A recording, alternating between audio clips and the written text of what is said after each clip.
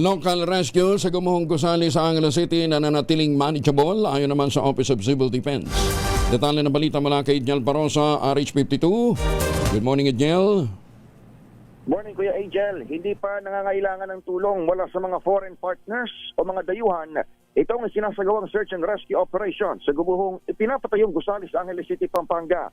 Ayon kay Office of Civil Defense Deputy Spokesman Diego Mariano, naratilig manageable ang insidente sa ilalim ng reparasyon o operasyon ng lokal na pamahalaan, katuwang ang Regional Disaster Risk Reduction and Management Council Region 3.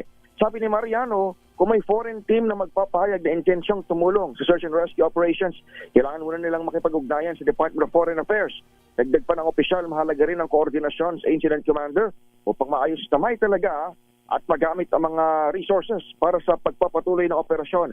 Nabatid na kapag may mga sakuna gaya ng lindol o bagyo, ay nagpapasaklolo ang OCD o tumatanggap ng tulong mula sa iba't ibang mga bansa.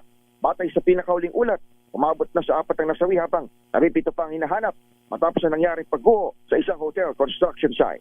Ako si Edniel Parosa, DZRH. Una sa Pilipinas, una sa Pilipino. Maraming salamat, Edniel.